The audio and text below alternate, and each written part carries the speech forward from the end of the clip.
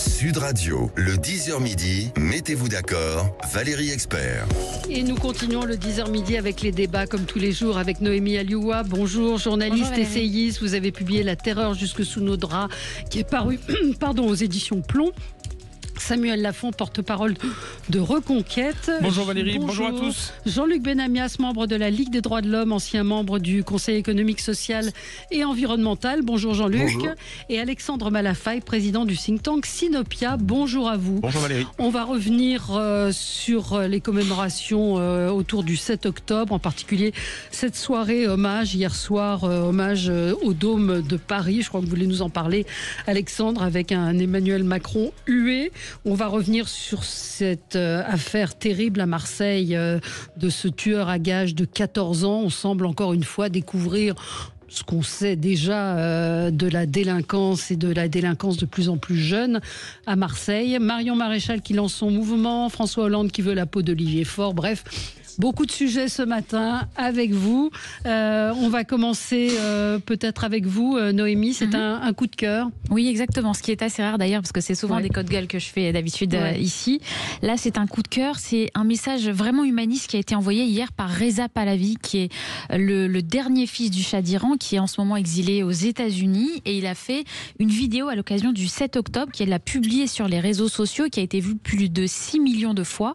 Une vidéo qui s'adresse, je cite, aux amis du peuple iranien, dans laquelle il accuse la République islamique d'être responsable de l'embrasement au Moyen-Orient. Il condamne le régime des mollahs, qu'il accuse, je cite, d'être responsable du chaos en Syrie, en Irak, au Yémen, au Liban.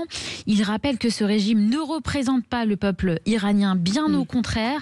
L'Iran n'a aucune, et les Iraniens n'ont aucune hostilité vis-à-vis des Israéliens. Il rappelle, ces peuples ont une longue histoire d'amitié en commun, et c'est évidemment un discours qui est à milieu de celui du guide suprême iranien Ali Khamenei, qui, souvenez-vous, vendredi dernier a fait un prêche à Téhéran devant des dizaines de milliers de personnes, dans laquelle il affirmait, je cite, qu'Israël n'en aurait plus pour longtemps.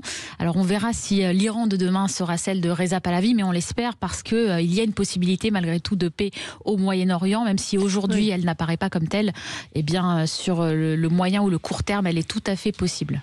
Oui, parce que c'est vrai qu'on entend que cette paix, elle peut venir aussi des pays arabes qui ne veulent plus de ce régime et que le Hezbollah finalement et même des peuples, et même des peuples, parce que le peuple iranien lutte contre le régime des mollahs et lutte contre la République islamique. Quand vous entendez des Iraniens, souvent ils disent ne dites pas que c'est l'Iran. Quand on parle par exemple de ces missiles qui ont été tirés sur Israël, parlez du régime iranien, de la République islamique qui d'ailleurs qui s'oppose à son peuple dans la rue, qui pend les opposants, qui tue les femmes, etc. Oui. Donc c'est un régime autoritaire, tyrannique, qui ne représente pas l'Iran. C'était tout l'enjeu de son message, qui est un message aussi de paix. Oui, Samuel. Pour faire un parallèle avec ce qui se passe en France, vous savez qu'on parle souvent en France des islamo-gauchistes. Ce sont des personnes de gauche qui en fait soutiennent l'immigration et ne veulent pas dénoncer les méfaits de l'islamisation de la France. Et pourquoi je fais ce parallèle ? Parce que ce qui s'est passé en Iran, c'est qu'à l'époque, lors de la révolution islamique, une partie de la gauche, les communistes, ont soutenu cette révolution islamique et on voit ce que ça donne derrière. Ils ont peut-être été les idiots utiles de la révolution islamique, mais en tout cas, on se retrouve avec un pays qui est extrêmement islamisé et j'aimerais pas être à la place des Iraniens aujourd'hui. Mais c'est ça qui est fou en fait. C'est-à-dire qu'on est aujourd'hui avec des positions qui sont formidables sur le plan du terrain de la morale, par rapport au respect de la vie humaine, par rapport à tout ce qui est essentiel pour nous, mais sans se rendre compte que quand on ouvre la porte, et comme on le fait très souvent de manière extrêmement généreuse, on fait rentrer sur notre territoire, alors pour plein de bonnes raisons, et ces raisons il faut les respecter, c'est le cadre de l'état de droit et c'est tout ce qui fait notre force, notre honneur, mais on fait rentrer des gens chez nous qui ne veulent absolument pas vivre comme nous, et qui en plus souvent viennent avec un projet qui à terme peut se renourrir contre nous. Et ça, il n'y a pas moyen d'ouvrir les yeux de manière lucide là-dessus. C'est un des vrais défis auxquels on est confronté. Oui, c'est Jean-Luc, un mot peut-être là-dessus. Sur l'Iran, je suis assez d'accord, mais j'oublie pas quand même qui était le Shah d'Iran. C'était quand même la terreur aussi, le Shah d'Iran. Alors, je dis pas que son fils ou son petit-fils est pareil que son grand-père ou son père. Bon, voilà. Après, autre mœurs. Oui, c'est ça. C'est autre. Autre temps, autre mœurs, Jean-Luc. Oui, mais j'entends bien, je viens de le dire. Après, l'Iran, c'était un énorme pays dans lequel les résistances sont extrêmement diversifiées selon les populations des différents endroits de l'Iran.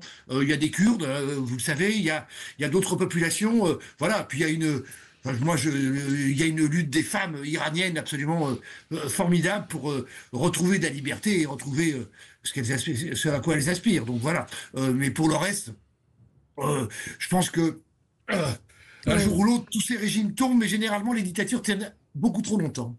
Oui, après, c'est pas politiquement correct de le dire, mais est-ce qu'une dictature n'est pas meilleure que certains régimes religieux comme celui de l'Iran? Est-ce que c'est la peste et le choléra, mais quand on voit même ce qui s'est passé, on pense dans certains pays avec les printemps arabes, je ne suis pas persuadée que ça a été quelque chose de très bénéfique pour les peuples et ces pays qui sont devenus des chaos absolus. Ben, après, c'est compliqué à dire. Je rappelle quand même que le Shah d'Iran, c'est pas pour rien. Non, mais bien sûr.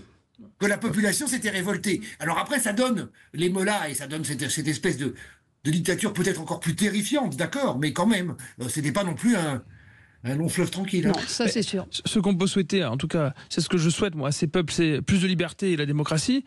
La réalité, c'est que, vous parliez à l'instant des printemps arabes, c'est que dans bien des cas, quand des dictateurs ont été écartés du pouvoir, les seules personnes qui étaient prêtes ou qui ont mené les mobilisations dites de révolution, c'était les mouvements islamiques. Et c'est pour ça qu'en fait, derrière, ils ont pu prendre le pouvoir dans un certain nombre de pays. Mais je pense que ces peuples, comme l'ensemble des peuples sur cette terre, aspirent à la liberté. Et moi, ce que je leur souhaite, c'est un maximum de liberté. Mais ce qui est terrible, c'est que si on compare, par exemple, avec cette grande époque où, en Amérique du Sud, avec un certain nombre de mouvements, avec autour de figures très symboliques et qui avaient été retenus, comme le Che Guevara, par exemple, il y avait derrière des idéaux qui ont été portés et exportés chez nous, mais c'était des combats pour la liberté, pour l'égalité, pour la dignité. Et il y avait quelque part une forme d'émancipation de l'être humain. Ce qui est terrible, c'est qu'aujourd'hui, avec l'islam radical tel qu'il se propage et tel qu'il arrive chez nous aussi, mais c'est le négation de tout ce que l'on est, de tout ce qu'on représente, de tous nos combats. C'est-à-dire, globalement, la position de la femme dans l'islam tel qu'il est pratiqué par beaucoup dans le monde, c'est une régression. Les droits de l'homme, c'est une régression. La dignité, c'est une régression. La tolérance de l'autre, c'est une régression. Et ça, c'est aussi quelque part quelque chose qu'il faudra combattre, qu'on arrive à combattre, mais sur notre propre territoire. Et ça, on ne sait pas faire. On marque une pause et on se retrouve.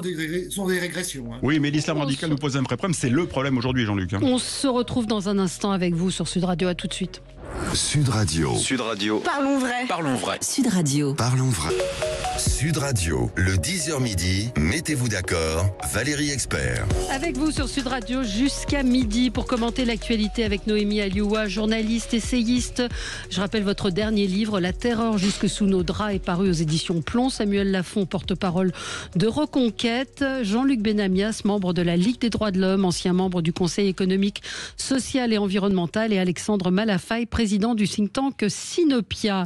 On va revenir sur les hommages, la commémoration autour du 7 octobre, en particulier hier soir au Dôme de Paris avec Emmanuel Macron qui a été hué. L'appel aujourd'hui de Jean-Luc Mélenchon à pavoiser les écoles, les universités de drapeaux palestiniens.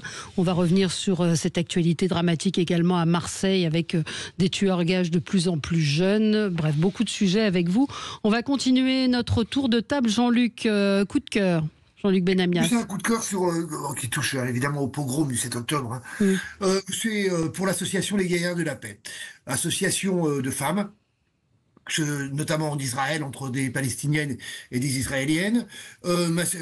Association qui existe aussi dans différents pays, notamment en France, voilà, qui essaye de défendre la paix et l'arrêt de toutes les terreurs qui existent, que ce soit en Israël, en Palestine ou au Liban.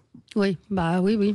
Mais tout le monde est pour la paix, vous savez. Pour la paix, pour la paix, c'est assez évident pour tout le monde. Enfin, tout le monde aspire à avoir une vie meilleure. La question, c'est de savoir comment y arriver. Est-ce qu'il faut renoncer, baisser les armes et accepter d'être tué par l'autre? Parce que c'est ça, c'est une guerre à mort qui est en train d'avoir lieu. Cette association, si vous lisiez ce qu'elle dit, mais je pense que vous la connaissez d'ailleurs, elles ne disent pas qu'il faut désarmer. Elles disent simplement que si on veut donner de l'espérance par rapport à ce qui se passe sur ces territoires en ce moment, il est bon qu'un certain nombre de personnes, femmes, là en l'occurrence, discutent ensemble et voient comment on peut, à terme, régler et trouver des solutions. Oui, mais c'est... pardon, Jean-Luc, c'est un peu une palissade. Enfin, je suis assez d'accord. Ça laisse en être une, mais comme beaucoup de choses en ce moment. Hein. Oui. Non, mais Jean-Luc a raison sur ce qui se passe sur le terrain. Alors aujourd'hui, c'est beaucoup plus compliqué, bien sûr. Moi, je me souviens, j'étais en Israël il y a 1 an et demi et j'avais eu la chance d'aller dans le Negev et près de Gaza, rencontré notamment une association de femmes juives, bédouines, etc., qui travaillaient ensemble, d'horizons bien sûr de religions toutes différentes, et qui travaillaient concrètement ensemble sur le terrain. C'était des mamans pour essayer justement de créer du lien, de faire du bénévolat, du caritatif, de s'occuper des gens en difficulté. Et c'était formidable ce qu'elles faisaient, ces femmes. Et elles voulaient effectivement dépasser les dualités, les clivages traditionnels. Pardon, mais les gens qui ont été tués dans les kibboutz à côté de Gaza étaient des gens qui œuvraient pour la paix, qui étaient des gens... et on est d'accord, les guerriers pour la paix le savent très bien. Et je pense qu'un certain nombre, justement, ont été directement touchés par ça. Ah oui, clairement. Oui, non, mais de toute façon, tout est... Voilà, c'est très bien les actions qui sont menées sur le terrain, parce qu'après, militer sur les plateaux télé, c'est autre chose, mais aller sur le terrain pour aider, pour créer pour créer des ponts entre les peuples, c'est une bonne chose. Après, politiquement, mettre sur le même plan le Hamas et l'État d'Israël, je pense que là, il y a un problème fondamental. Je parle pas d'elle, mais c'est l'idéologie, si vous voulez, de mettre un peu tout sur le même plan. Il faut aussi avoir une lecture politique des choses. Et bon, après, c'est peut-être pas l'ambition de ces jeunes femmes. Je veux dire, leur discours, bien sûr, c'est un bon discours, il n'y a pas de problème là-dessus. Hier soir, Alexandre Malafaille, vous étiez au Dôme de Paris à la soirée hommage du CRIF, où on a effectivement entendu, il y a eu beaucoup de prises de parole et Michel Barnier s'est exprimé au cours de ce discours. On a pu entendre que le président de la République avait été hué. Je vous propose d'écouter. Je veux aussi témoigner, comme je l'ai fait tout à l'heure en recevant leur famille, mon soutien personnel et l'engagement qui est aussi celui du président de la République à tout mettre en œuvre pour les faire libérer. La France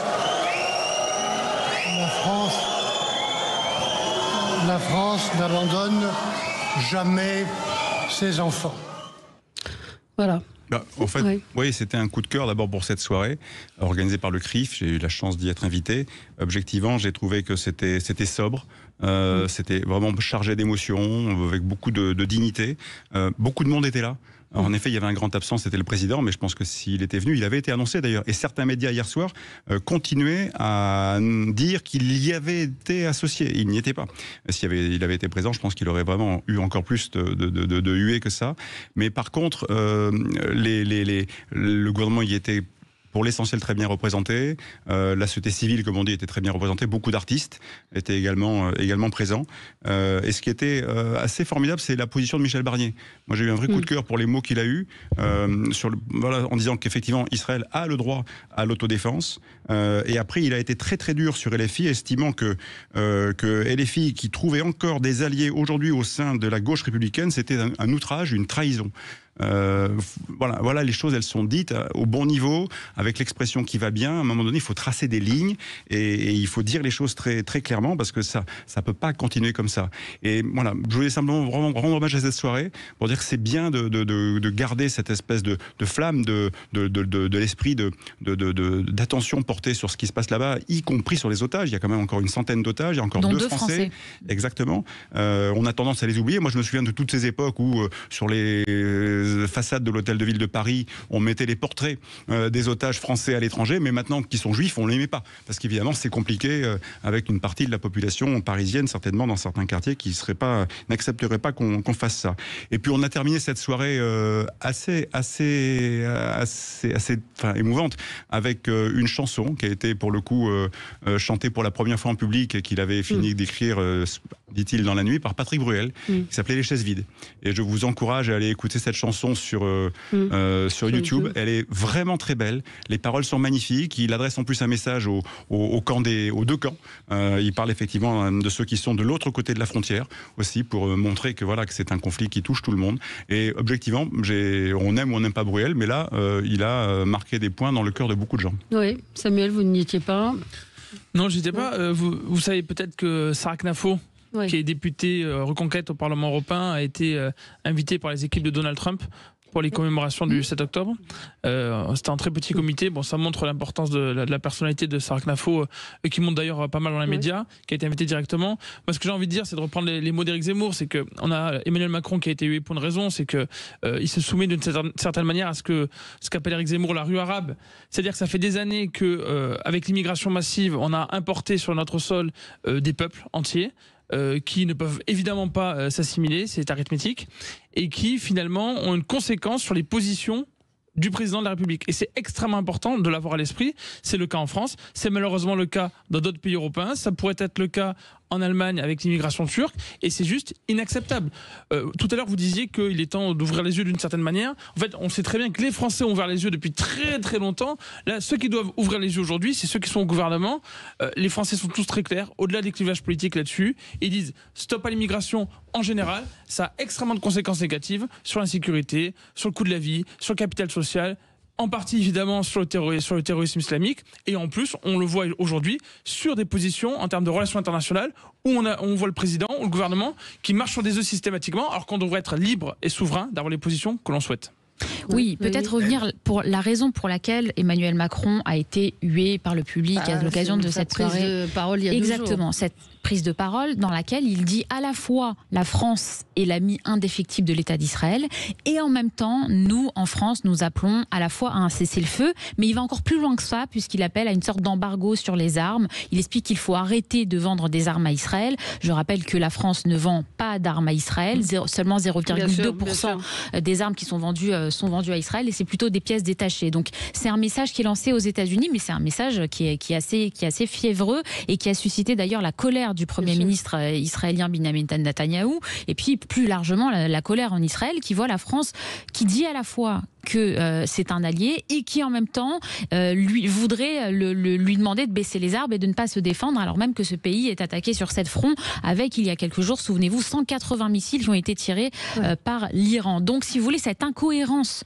de la diplomatie française, cette diplomatie qui est illisible, elle est en train aussi de détruire la voix de la France à l'international et de nous faire des ennemis de partout, parce qu'on a vu exactement, si vous voulez, ce fameux en même temps macroniste dans l'affaire du Sahara occidental, où on a réussi à entrer en conflit avec le Maroc et avec l'Algérie, et exactement, aujourd'hui à se faire détester en Afrique. La France, l'image de la France est catastrophique dans beaucoup de pays du monde, parce que la diplomatie française et le message et le positionnement n'est pas clair. Il faut qu'Emmanuel Macron éclaircisse si la France est un ami d'Israël ou non dans cette période trouble. Un jour il dit une chose et le lendemain, on l'a évoqué ici, il dit son contraire. Oui, et c'est terrible. Il a envie de promouvoir la paix.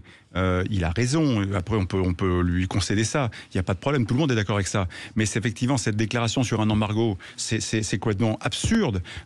C'est contre-productif. Accessoirement, il s'est aliéné toute la communauté juive de France. Moi, sincèrement, hier soir, mais la gauche va pas bien. Il a été eu. Non, mais François Hollande était là, il en a pris aussi plein pour son matricule. Je vous parle pas effectivement d'LFI, ça c'est très clair. Mais Emmanuel Macron, c'était jamais vu autant de sifflets sur un président de la République en exercice. C'est quand même, ça fait de la peine. Mais au-delà de ça, c'est pas cohérent comme position. Si on veut dire effectivement que la guerre s'arrête, on envoie un message à toutes les parties prenantes qui sont associées à ça. On dit effectivement, il faut que les armes s'arrêtent en ce qui concerne Israël, si on veut vraiment aller au bout de la démarche. Mais c'est ce qu'a dit Netanyahou. Dans ces cas-là, demander la réciprocité, que l'Iran soit aussi mise sur le même plan, parce qu'elle fournit les armes du Hezbollah. Elle fournit les armes du Hamas. Il y a toutes les complicités des pays du Golfe qui continuent à favoriser les circuits financiers. Enfin, comment est-ce que le Hamas fait pour tenir depuis un an s'il n'y a pas des complicités dans tous les sens? Et est-ce qu'il en parle, Macron, de ça? Ben non, il n'en parle pas.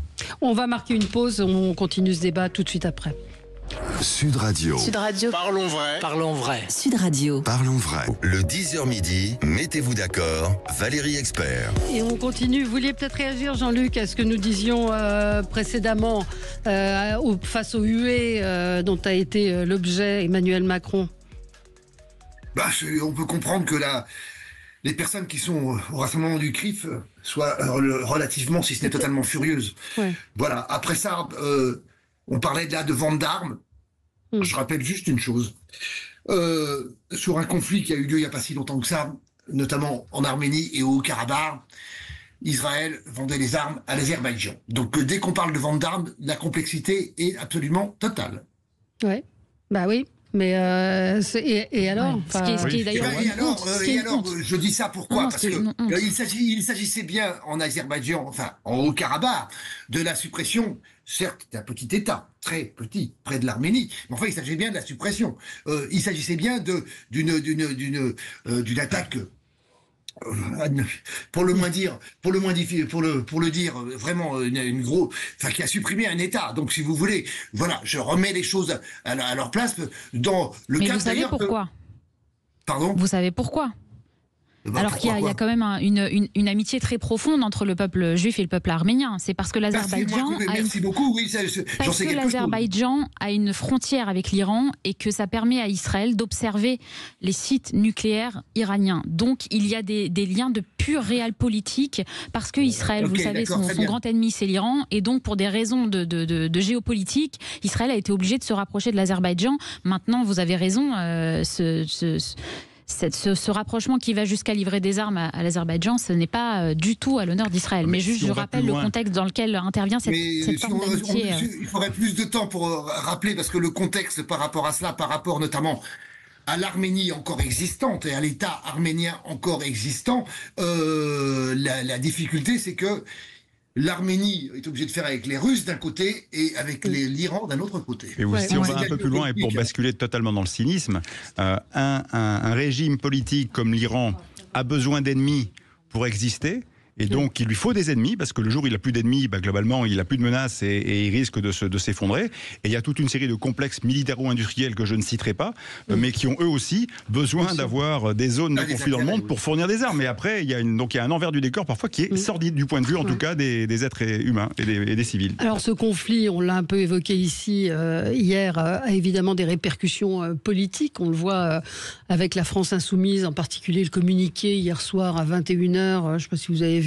C'est le seul communiqué de la France Insoumise qui fait aussi du en même temps, genre oui, on pense aux victimes, mais bon. Et c'est vrai que l'appel de Jean-Luc Mélenchon à pavoiser les drapeaux palestiniens aujourd'hui, il a été condamné quand même par un certain nombre même de ses proches et de ses adhérents. Je ne sais pas qui veut réagir à ça. On sait bien quel est le jeu de Jean-Luc Mélenchon. Il a fait un pari depuis des années, c'est d'être soutenu notamment par les banlieues.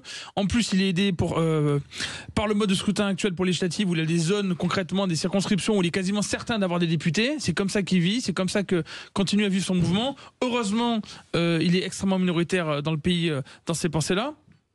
Heureusement, une partie de la gauche est en train de se séparer de ses positions de Jean-Luc Mélenchon. Et encore une fois, j'en parlais à l'instant, mais c'est lié à l'immigration, parce que Jean-Luc Mélenchon veut flatter un électorat de banlieue. On sait bien, on a vu tous les sondages à l'époque pour les différentes campagnes présidentielles, notamment la campagne de 2022, qui vote aujourd'hui pour Jean-Luc Mélenchon.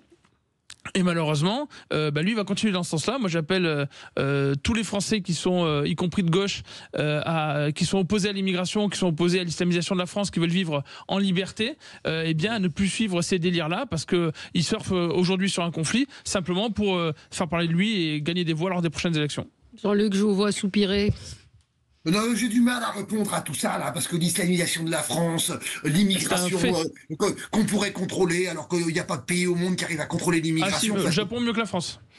Pardon ? Le Japon mieux que la France, peut-être. Ça s'appelle une île, le Japon. Ça t'a échappé ? D'accord. Et donc on peut rien faire. Non, mais l'Italie se débrouille pas trop mal. Hein. Vous avez vu les chiffres là qui sont sortis. Giorgia Meloni a réussi à maîtriser la question. Il y a deux sujets. Il y a l'immigration. Je finis. Que Madame Meloni, quand elle a été élue, a dit il faudra arrêter l'immigration. À peine a-t-elle été élue qu'elle en a régularisé 500 000. Vous en voulez toujours plus, Jean-Luc ? C'est ça que vous voulez ? Toujours plus d'immigrés ? Dites-le nous, c'est ça. C'est ce que je dis. Quelle est la limite ? Vous en voulez 1 million par an, 2 millions par an, 3, 4, 5 ? C'est une question de gestion du monde tel qu'il est aujourd'hui. Si, il y a une question de limite, parce qu'il n'y a jamais de limite qui est fixée par l'immigration. Décider d'arrêter l'immigration quand elle ne s'arrête pas et que les gens sont prêts à mourir en mer, dans la Manche, bien sûr, quand il n'y a pas de frontières. Quand il n'y a pas de frontières, effectivement, c'est plus simple. Oui, mais bon, s'interroger aussi sur les pays d'origine, Jean-Luc. Évidemment. Oui. Mais ça dépend de la géopolitique mondiale. Oui, mais pourquoi autant d'Ivoiriens aujourd'hui veulent venir en France alors que leur pays n'est pas un pays en guerre, alors que la Côte d'Ivoire est un pays riche. Enfin, je veux dire, il y a quand même des questions à se poser aussi sur cette. C'est pas les Ivoiriens qui viennent en France qui sont les plus nombreux. Il y en a un certain nombre aussi. Vous avez des Afghans qui viennent en France. Les Afghans, Jean-Luc, ils sont dans un pays en guerre. Il y a le sujet de l'immigration, c'est sûr.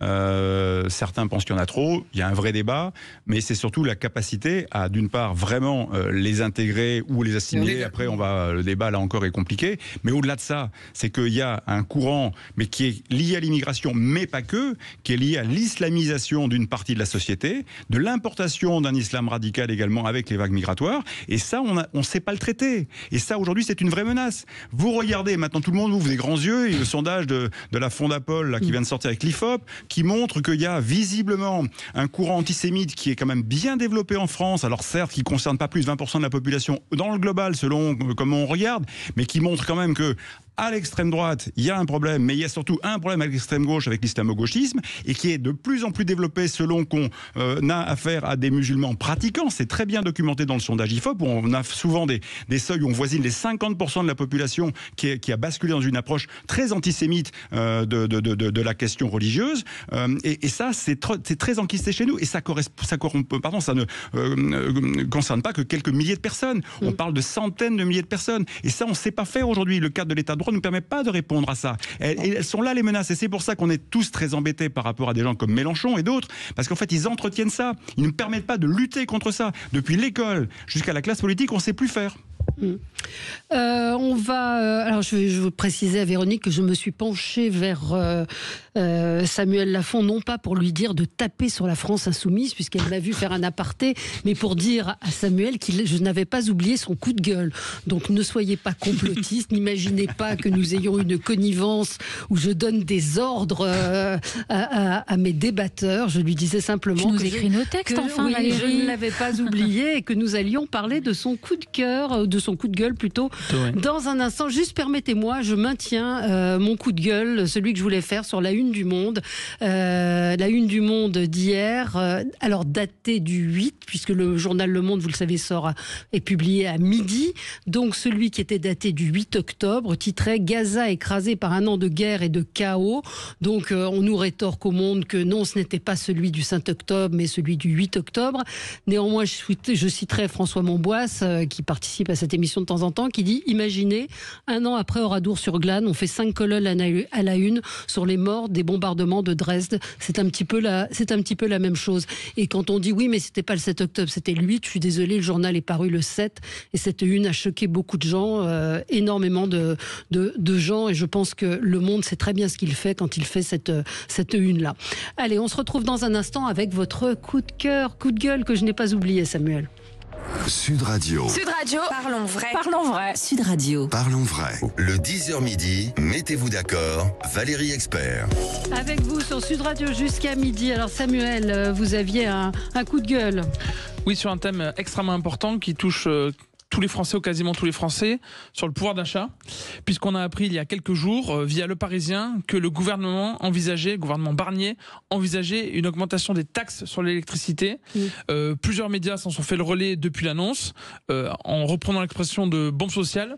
On se souvient que lors des Gilets jaunes, Emmanuel Macron avait mis énormément de temps à se rendre compte de ce qui se passait.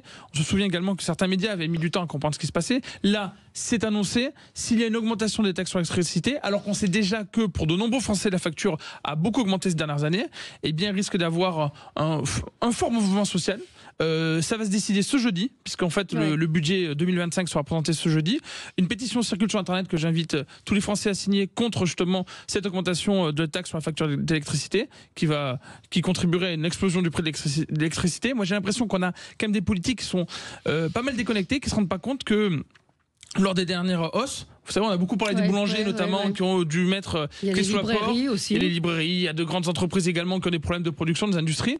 Et puis pour les particuliers, moi ce que je vois, c'est qu'il y a beaucoup de politiques qui ne se rendent pas compte qu'il y a des Français qui comptent tous les mois, et de plus en plus de Français qui ont compté avec encore plus à cause de l'inflation sur la nourriture, et qui là se disent quand l'électricité augmente, eh bien ils perdent des dizaines, des centaines, voire des milliers. On a plusieurs exemples d'euros de pouvoir d'achat par an. C'est exceptionnel, c'est énorme. Et ça, il faut clairement qu'on le dise, qu'on le répète. Moi, j'invite les Français à se faire entendre maintenant, là, donc tout de suite, avant jeudi, pour que le gouvernement trouve une autre solution. Ce qu'il faut pour les dépenses publiques, c'est les baisser. Parce qu'on risque de se retrouver, si on ne dit pas tout de suite les choses, avec un gouvernement dit de droite, qui va faire ce que malheureusement la droite a fait pendant aussi des années, comme la gauche, c'est-à-dire de trouver la solution de facilité, augmenter les taxes, augmenter les impôts, et jamais baisser les dépenses publiques. Ils veulent faire les deux. Ouais. Mais hier, Éric Revel nous expliquait que visiblement, c'est l'inverse qui va se passer. C'est-à-dire qu'il n'y aura pas 40 millions d'économies et 20 millions d'impôts. Ça va être l'inverse. C'est-à-dire 20 millions d'économies et 40 millions d'impôts. 40 milliards, 20 milliards. Oui, milliards, pardon, je suis sur les millions. Moi. Si c'était que des millions, on serait content. Mais effectivement, l'électricité, ça va être quelque chose de terrible pour la plupart des Français. Quand on voit leur capacité à tenir leurs prévisions, on voit les comptes de l'année, on se dit que là, pour l'instant, ils mettent des chiffres histoire de dire quelque chose. C'est magic money. On met 20 milliards, 40 milliards, ça fait 60, ça raconte quelque chose. À mon avis, ils vont comme chercher à gérer dans les deux directions. C'est-à-dire qu'ils vont évidemment faire rentrer plus d'argent dans les caisses. Ça, à court terme, ils n'ont pas le choix. Barnier n'a pas le choix, le gouvernement n'a pas le choix. Malheureusement, hein, c'est terrible à dire. Et c'est pas bon ni pour l'économie, ni pour le pouvoir d'achat, ni pour la dynamique entrepreneuriale. Enfin, tout ça, c'est que des mauvais signaux envoyés à tout le monde. Et en même temps, ils vont lancer peut-être enfin un peu de programme de maîtrise de la dépense publique. Mais les effets attendus sont toujours très longs à être produits. Et deuxièmement, c'est extrêmement compliqué parce que derrière chaque service que vous voulez réorganiser, il y a un syndicat. Si vous y prenez mal, vous mettez tout le monde en travers. Et puis après, il faut trouver vraiment l'efficacité qui va bien. Moi, je veux bien qu'on regroupe les agences, je veux bien qu'on simplifie, qu'on décloisonne, qu'on fasse évoluer le millefeuille territorial. Mais tout ça, c'est des chantiers massifs. Il faudra 10 ans pour arriver à régler tout ça, pour rendre ça plus efficient, plus performant. Oui, Jean-Luc. Moi, j'ai souvenir, comme vous tous, Jean-Luc, il a l'air au bout de la phrase de Michel Barnier, de la phrase de Michel Barnier répondant à Monsieur Attal. Juste sur le côté, moi je suis en train de gérer les dettes et les déficits que vous avez laissés. En 7 ans, c'est 1000 milliards de plus. Donc voilà ce que nous avons à gérer et ce que les différents gouvernements, quels qu'ils soient, ont à gérer aujourd'hui. Nonobstant le fait qu'il semblerait que d'un côté, il y aura sans doute une hausse des prix de l'électricité quelque part, mais il y a aussi une baisse des grands industriels qui la produisent. Donc, pas une baisse de production, mais une baisse des tarifs. Donc, à ce niveau-là, je pense que la crise est plus importante dans la réduction de la dette, parce que tout ça va toucher absolument tout le monde, que dans des histoires d'électricité aujourd'hui. Ouais. Il y a une bonne nouvelle, si je puis me permettre. Notre producteur national d'électricité, EDF, a réussi son pari de remettre en état tout son parc nucléaire. Et aujourd'hui, on exporte l'équivalent de 14 réacteurs dans les pays européens. Donc ça fait rentrer pour le coup pas mal de recettes. Et on est redevenu un pays producteur fort. Et ça, c'est bien. Moi, ce qui me fait sourire, c'est Gérald Darmanin et Gabriel Attal qui dévoilent des pistes pour faire des économies. C'est bien, franchement. C'est une honte. Ils n'étaient pas au gouvernement, ils n'ont pas travaillé. C'est une honte. Ils ont eu pendant 7 ans les mains libres, en fait. Emmanuel Macron, qu'on disait, qu'on appelait le Mozart de la finance, qui a été ministre de l'économie, qui était réputé comme étant quelqu'un d'assez bon sur ces sujets-là, exactement, du budget, de l'économie, etc. Ils nous ont plongé dans une situation qui est très inquiétante. Quand vous écoutez les économistes qui vous disent qu'on est au bord vraiment d'une crise économique et financière, lorsque vous voyez Michel Barnier, effectivement, dès qu'il arrive au pouvoir, qui découvre les comptes et qui nous explique qu'on est dans une situation extrêmement grave, évidemment qu'on est très inquiet et qu'on se demande comment est-ce qu'ils vont réussir effectivement à trouver l'argent qu'il faut pour assainir un petit peu nos comptes publics. Et puis en ayant en tête aussi l'idée que les Français ne se laisseront pas déplumer. Alors Michel Barnier explique qu'on va simplement toucher les plus riches de notre pays, mais malgré tout, s'il y a des conséquences sur la classe moyenne, on n'est pas à l'abri d'une nouvelle crise de gilets jaunes, en plus d'une crise institutionnelle, parce que le gouvernement est quand même, il est relativement stable, mais il reste extrêmement fragile. On n'est pas du tout à l'abri d'une situation très difficile. On parle de censure, par exemple, mais qui va laisser passer à l'Assemblée une hausse des taxes sur l'électricité? Qui va laisser passer ça? Honnêtement, ça peut être un motif.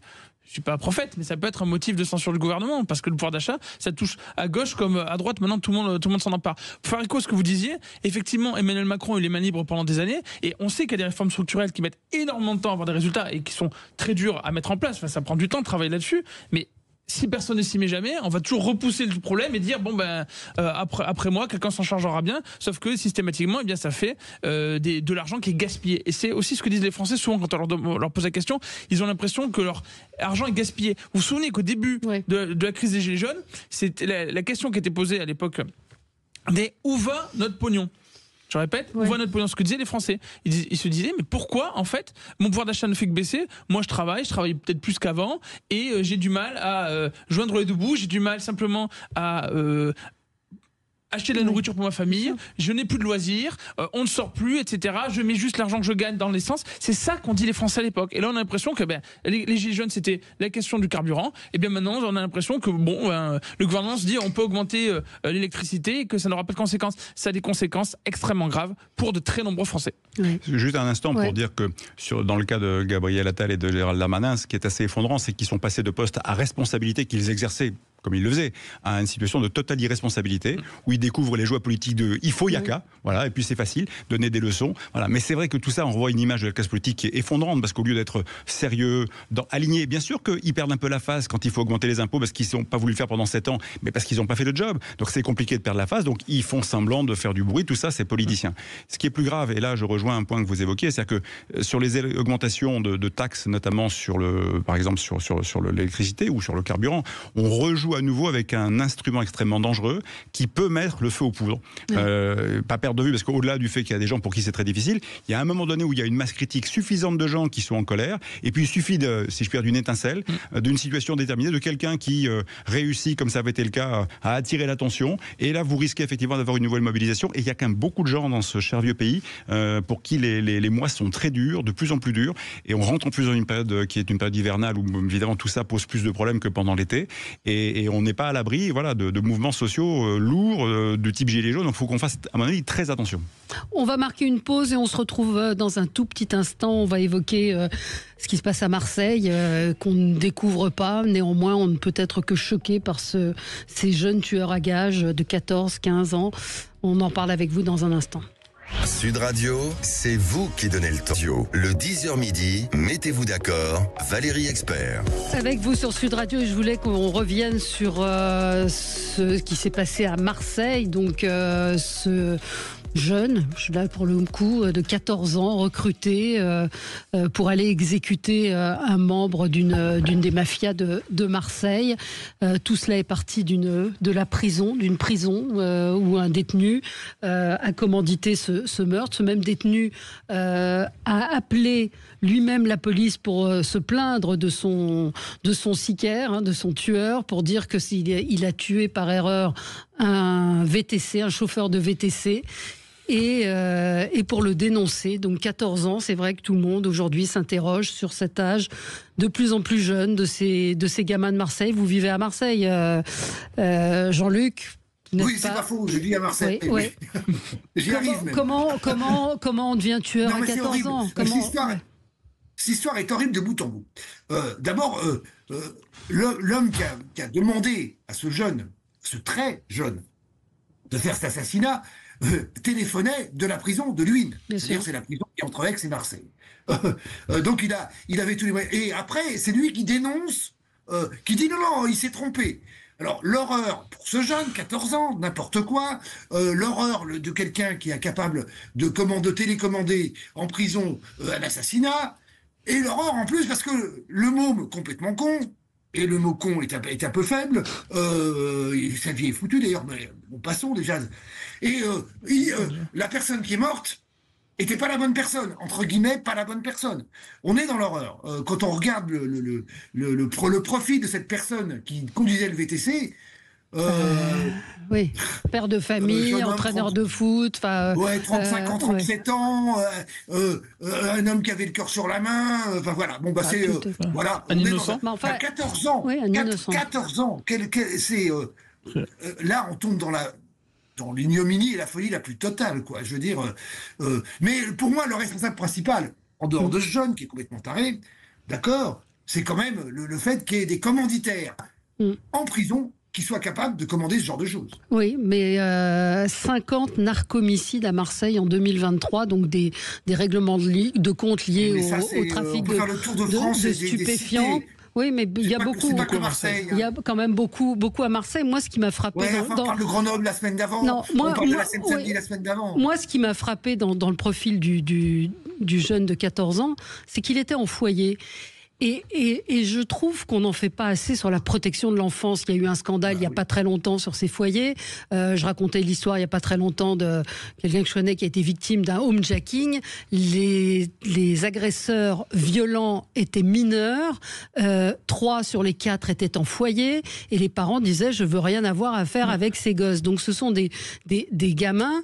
Là aussi, il faut peut-être se poser la question de la prise en charge de cette enfance. Eh bien, Valérie, il y avait des manifestations dans toute la France devant les palais de justice la semaine dernière de ceux qui s'occupent de la protection de la jeunesse. Oui, bien sûr. Mais tout le monde disait simplement que baisse des moyens. Je ne dis pas que ça réglerait tout de mettre plus de moyens et plus de salariés, mais quand même, la baisse de moyens des personnes qui s'occupent de la jeunesse, des jeunes en difficulté. Il y a eu des documentaires, ça fait des années qu'on voit régulièrement des documentaires sur la prostitution de ces gamines qui ont entre 12 ans et 14 ans dans ces foyers et avec des travailleurs, c'est pas eux que je jette la pierre, qui font ce qu'ils peuvent. Mais là, ce sont des gamins qui sont en foyer avec des parents qui ont complètement lâché l'affaire. S'ils sont en foyer, il n'y a plus de parents. Où ils sont placés. Où ils sont placés parce que les parents sont incapables de les élever. Ce ne sont pas des orphelins, ce sont des parents défaillants. Vous vous souvenez ce qu'a dit Didier Migaud en arrivant au ministère de la Justice ? Non, allez-y. Il a dit « On ne peut pas dire qu'il y a un laxisme de la justice ». Et il a répété. Alors que tous les Français, vous le savez, quand on leur pose la question, ils disent « Il y a un laxisme de la justice, j'en ai assez que la justice soit si laxiste, ça a des conséquences pour le quotidien ». Alors j'ai envie de dire à Didier Migaud, non seulement on peut le dire, on a encore la liberté dans ce pays de dire qu'on trouve que la justice est trop laxiste, mais en plus de ça, continuer et persévérer à dire qu'il n'y a pas de problème avec le laxisme de la justice, c'est malheureusement continuer à mettre en place cette situation d'insécurité. Pourquoi ? Parce que quand vous considérez qu'il n'y a pas de laxisme, eh bien vous donnez l'image là on parle malheureusement de meurtriers, mais vous donnez aux délinquants, aux criminels, le signal suivant. Vous leur dites très simplement, il n'y a pas de règles. Vous pouvez vivre comme s'il n'y avait pas de règles. Vous ne craignez rien. Vous pouvez voler, violer, tuer. Vous n'irez pas en prison. Vous aurez peut-être un bracelet électronique. Quand vous êtes condamné à 10 ans, vous allez en faire véritablement 3. Eh bien ça, les Français n'en peuvent plus. Et ils le répètent systématiquement. Et vous avez aujourd'hui un ministre qui nous explique, non, il n'y a pas de problème avec ça. Moi, j'ai envie de dire à Michel Barnier, vous êtes le Premier ministre, c'est à vous de choisir. Vous avez, pour l'instant, un ministre de l'Intérieur, M. Retailleau, qui semble plutôt avoir des positions fermes. Vous avez un ministre de la Justice qui semble complètement déconnecté. C'est vous qui êtes censé donner le là. Les Français ont dit très clairement ce qu'ils souhaitaient en ce domaine. Maintenant, il faut faire des choix tout de suite pour qu'enfin la justice soit responsable dans notre pays, pour qu'enfin ces délinquants, ces criminels ne se sentent pas tout permis. Non, mais il a 14 ans. Il a 14 ans. Qu'est-ce qu'on fait de ces jeunes de 14 ans ? Et les magistrats disent que la France punit. Il y a le jeune de 14 ans, mais il y a aussi la personne en prison. Bien sûr. Il y a le commanditaire. Mais ça, ce matin, il y a le patron de la police judiciaire de Paris qui était à Marseille, qui parle de mexicanisation des prisons françaises. Samuel. Alexandre. Pas de problème, Martine. Oui. Allez-y. Non, mais sur ce type d'affaires, je trouve que le problème, c'est que les diagnostics sont très compliqués à poser correctement, surtout quand on est dans des périodes d'émotion comme ça, où il y a bien sûr un drame, quelque chose d'épouvantable qui s'est passé, qui révèle quelque chose. Alors là, effectivement, il faut quand même pas considérer que c'est rien. C'est le symptôme de quelque chose, mais il faut pouvoir bien le nommer. C'est ça qui est compliqué. On voit que derrière tout ça, il y a un certain nombre de systèmes qui sont à bout de souffle, en tout cas, qui sont peut-être en situation de faillite. Celui que vous évoquez, sans doute avec les enfants placés, il y a un gros sujet. Il y a toute une série de quartiers dans lesquels aujourd'hui il n'y a plus véritablement de droits. Ça, on les appelle les zones de non-droit d'ailleurs. Il y a toute une série de familles qui sont plus en état de faire le job. Mais ces familles-là, elles ont 30, 35, 40 ans. Il faut voir, là encore, dans quelles conditions elles ont évolué, grandi, l'éducation qu'elles ont reçue. Tout ça, c'est petit à petit délité dans certains cas. Bien sûr, il ne faut pas généraliser. Et tout ça dans un cadre qui a été identifié par non pas le garde des Sceaux, mais le ministre de l'Intérieur, comme comme étant le cadre de l'état de droit et dont lui considérait qu'il fallait le faire évoluer. Et ce qu'il faut sans doute faire évoluer à l'intérieur de l'état de droit, qui est pas un cadre figé au sens, voilà, c'est pas quelque chose qu'on a écrit une fois pour toutes, c'est finalement le rapport de force entre le droit et la force, mais c'est aussi le rapport entre le droit et les droits, parce que l'état de droit, c'est pas l'état du droit où tout le monde a le droit de tout et de faire n'importe quoi et qui a de l'impunité associée à ça, c'est d'équilibre à reconstruire. Mais là aussi, c'est vrai que c'est extrêmement compliqué parce que on touche à l'éducation, on touche à la famille, les prisons évoquées effectivement comme étant mexicanisées, pour certaines d'entre elles c'est le cas, mais quand vous avez des prisons, vous avez potentiellement jusqu'à 30, 40, 50% de plus de personnes dans ces prisons. Moi j'ai eu le triste chance de visiter non pas Fleury-Mérogis mais Fresnes il y a quelques années avec son directeur, Monsieur Scotto à l'époque. Très sincèrement, je suis ressorti de là édifié. C'est une forteresse moyenâgeuse, quoi. Donc on peut pas imaginer quand on met des gens en prison, on les prépare à la fois à accepter de payer leur peine à la société et en même temps on les prépare à sortir parce que voilà, c'est aussi la réinsertion qu'il faut travailler. Donc les problèmes sont multiples, ils sont tous connectés et la difficulté que l'on a en France en particulier, c'est que ça a commencé il y a une vingtaine d'années, on gère absolument tout en silo. C'est-à-dire on gère alors la pénitentiaire d'un côté, l'éducation de l'autre, etc. Et trop souvent, il faudrait avoir des approches transversales et on fait des silos, donc on essaye de traiter de manière isolée les problématiques, d'autant plus que derrière tout ça, il y a des enjeux budgétaires qui vont malheureusement pas non plus dans le bon sens pour beaucoup de sujets. Oui. Il n'y a aucun laxisme de la politique judiciaire française. Aucun. Ah bon?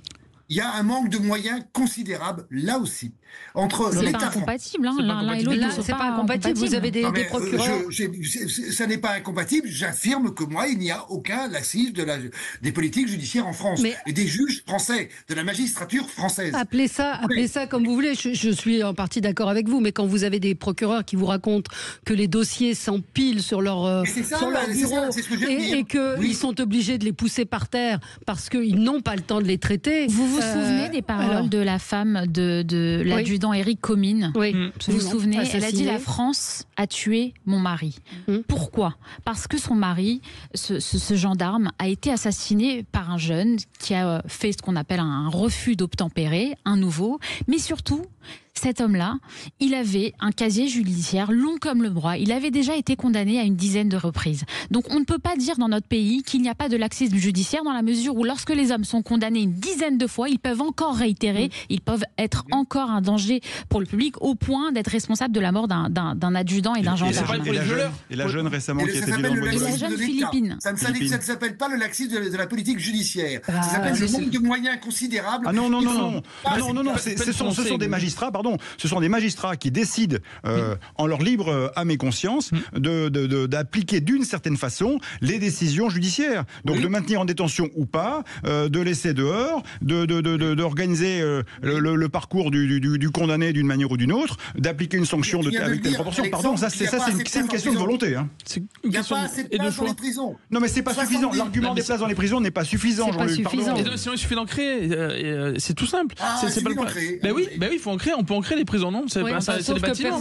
Personne n'a le courage de le faire. Non, mais on peut créer des prisons. Non, souvent les gens qui nous disent qu'on peut pas créer de places de prison ont à l'esprit que le niveau d'insécurité dans le pays serait toujours le même. La réalité, c'est qu'il y a une explosion de l'insécurité, donc il faut qu'il y ait une réponse pénale qui soit à la mesure de cette explosion de l'insécurité.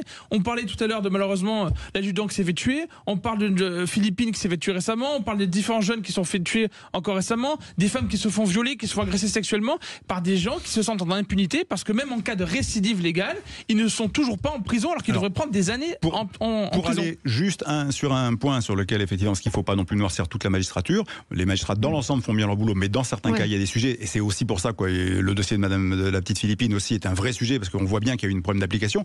Là où c'est vrai que c'est compliqué, c'est que les prisons sont déjà saturées, c'est vrai. Et là où il y avait à peu près 65-67 000 personnes en prison il y a encore quelques années, on est à plus de 80 000. Donc ça ne veut pas dire que pour autant on met moins en prison, c'est-à-dire qu'on met plus en prison, on bourre les prisons et on n'a pas assez de place. Un mot sur le RN qui refuse de voter, de s'inscrire en tout cas dans le vote de la destitution, dans la motion de censure. Beaucoup de réactions qui disent finalement, là encore une fois, le RN montre qu'il est le meilleur allié du gouvernement. Je pense que, vous savez, comment on explique qu'ils veulent pas, ça paraît être une gaminerie quand on a des partis qui critiquent le gouvernement et qui, quand une motion de censure se présente, refusent de la voter. Sur ce plateau, je disais, juste après les législatives, qu'avec les résultats qu'on a eus, qui sont liés au mode du scrutin, je ne vais pas revenir là-dessus, on avait quand même une image du pays qui était plutôt à droite. D'accord ? Et que le gouvernement auquel on pouvait s'attendre, c'était, je dis ça en juillet, c'était un gouvernement sans doute de droite ou de centre-droit. Bon, on a un gouvernement qui est légèrement plus à droite que celui d'auparavant. Si le Rassemblement des nationales, à mon avis, je ne suis pas son porte-parole, mais s'il décidait aujourd'hui de censurer, il peut se retrouver avec un gouvernement qui serait pire. Et pour les Français, la situation serait pire.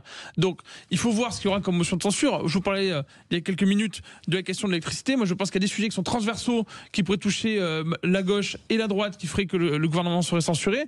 Mais en l'état, il faut simplement aujourd'hui faire en sorte que le gouvernement, c'est-à-dire mettre la pression sur le gouvernement pour qu'il fasse ce que demande la plupart des Français sur les sujets régaliens, qui sont les plus importants, sur la sécurité, sur l'immigration, sur le pouvoir d'achat. Ouais. C'est la stratégie du contrepoint. Ils veulent montrer leur sérieux par rapport à la France insoumise notamment, qui de toute façon risque d'être leur rival pour la prochaine présidentielle.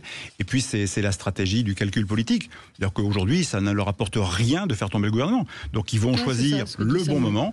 Voilà, le moment venu quand ils seront prêts. Et ça peut tenir jusqu'en 2027 sans aucun problème. Plus que ça pourrait leur être reproché par leur électorat. Le fait de participer au fait de précipiter le pays dans le chaos, c'est pas du tout dans leur intérêt, ne serait-ce que parce que leur électorat leur en voudra encore une fois. D'autant que, pour ajouter un mot, il y a un sondage qui est sorti au milieu de l'été, qui était très clair sur ce que voulaient les Français. Et les Français demandaient à ce que les partis politiques se parlent pour former rapidement un gouvernement. Le seul électorat qui ne voulait pas que son parti parle avec les autres, c'était, je vous le donne en mille, celui de LFI, qui avait un comportement véritablement sectaire, avec, je vous rappelle du chiffre, c'était 66%. Donc vraiment plus largement que la majorité, qui ne voulait pas de compromis avec les autres partis, alors qu'en fait dans les autres pays d'Europe, alors vous avez d'autres systèmes électoraux, mais dans les autres pays d'Europe, qu'est-ce qui se passe ? En Suède, en Allemagne, aux Pays-Bas, en Autriche, les gens se parlent. Jean-Luc, sur ce... On peut simplifier tout ça par rapport aux réglementations existant dans les différents pays de la gestion politique. En Autriche, c'est pas tout à fait ce qui se passe, c'est le moins qu'on puisse dire, puisque l'extrême droite est arrivée en tête, mais il y a quand même fort peu de chance, heureusement qu'elle gouverne avec les autres partis politiques démocrates en Autriche, chaque pays ayant des règles de proportionnelles très différentes. Moi, je pense qu'à un moment donné, évidemment, il faut passer à la proportionnelle en France, ça ne réglera pas forcément tout, mais au moins on verra ce que pèse chaque organisation politique. Erreur tragique, la proportionnelle. Ça dépend comment on l'a fait. On aura l'occasion. Alexandre, nous arrivons, je ne t'apprends rien, aujourd'hui une Assemblée nationale qui est à la proportionnelle sans la proportionnelle. Oui, mais juste un point, en fait, c'est pas la proportionnelle qu'il faut, c'est reconstruire la légitimité. Voilà, et après, on pourra trouver le système électoral qui va bien.